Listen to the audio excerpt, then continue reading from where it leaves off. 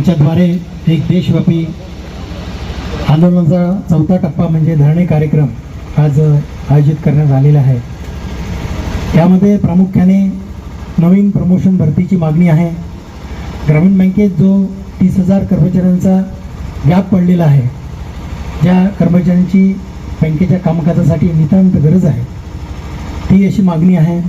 त्यानंतर महाराष्ट्र ग्रामीण बँकेत जरी पॅरिटी झाली असेल, परंतु उर्वरित आरआरबीमध्ये बऱ्याच ठिकाणी काही गोष्टीचा अभाव किंवा काही गोष्टीचं इम्प्लिमेंटेशन त्याच्या आरआरबीने केलेलं नाही आहे। तसेच देशभरात डेली वेजर जे अनेक वर्षापासून बँकांमध्ये कार्यरत आहेत, त्यांना देखील कायम करण्यात यावे अशी देखील या आंदोलनाची एक मागणी आहे।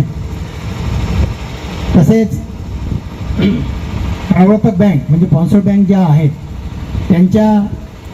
त्यांचे जे डेप्युटेशन ऑफिसर इथे येतात, तर त्यांना इथे न आणता आमच्याच बँकेत इंटरनल प्रमोशन करून इथेच त्या कॅडरचे अधिकारी कर्मचारी निर्माण व्हावेत अशी देखील मागणी आंदोलनाची आहे। या सगळ्या आंदोलनाच्या मागणीसाठी आज देशव्यापी संप हा भव्य आणि मोठ्या यशस्वीरित्या जी काही रिपोर्ट आता व्हॉट्सअपच्या माध्यमातून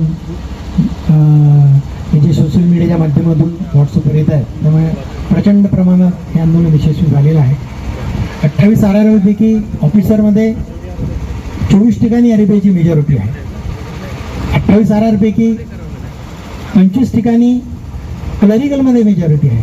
त्याच्यामुळे अशा भव्य प्रमाणाचं आंदोलन ह्या आरबीआयच्या प्रत्येक ठिकाणी असलेल्या अस्तित्वामुळे शक्य होणार आहे। अपवादात काही राज्य, मग आसाम असेल, महाराष्ट्र असेल, बिहार असेल, गुजरात असेल, हिमाचल असेल, अशा काही 2-4 जर स्टेट सोडले तर आरबीआयचा झेंडा हा दिमाखाने सगळीकडे फडकत आहे।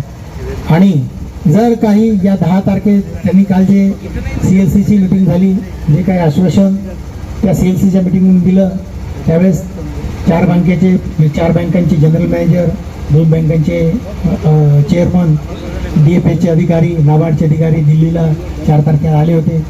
त्यांनी आश्वासन दिलेलं आहे की 10 तारखेनंतर जी कमिटी SCC कमिटी म्हणजे स्टँडर्ड कमिटी जी आहे, म्हणजे DFS, नाबार्ड आणि प्रवर्तक बँका यांची कमिटी निर्माण केलेली आहे, त्याच्या अजेंड्यावर हा विषय घेण्यात आलेला आहे। आणि लवकरच ज्या आपल्या डिमांड आहे ते पूर्ण होण्याचं एक असा इशारा त्या दिवशी त्यांनी आपल्याला दिलेला आहे। होऊ शकते आपल्याला संप करायचं काम पडणार नाही, परंतु 8 जूनला जर संप झाला तर प्रचंड प्रमाणात तो संप आरबीआय यशस्वी करून दाखवणार आहे। आणि यासाठी आपण जी आज एक्झिट दाखवली, खरोखरच ती वाकायच्यासारखी आहे। पुनश्च मी सगळ्यांचे धन्यवाद आणि मीडियाचे देखील आभार मानतो।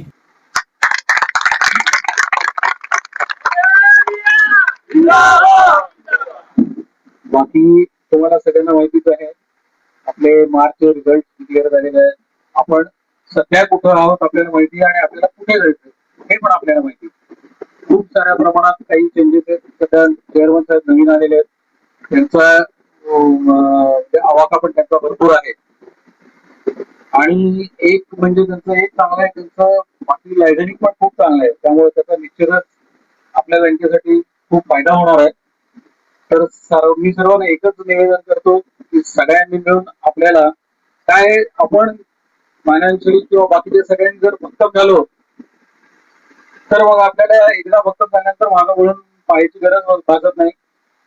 आणि बँकेच्या टॉप मॅनेजमेंटचा एक हेतू कायमच आपण प्रोएक्टिव्हली राहिलोय, फायदा झाला की तो ऑटोमॅटिकली तो एम्प्लॉय बेनिफिट्स मध्ये येणार आहे।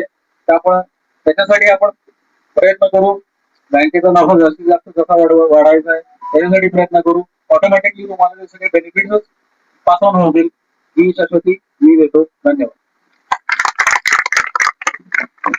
Subscribe now and press the bell icon. Never miss an update.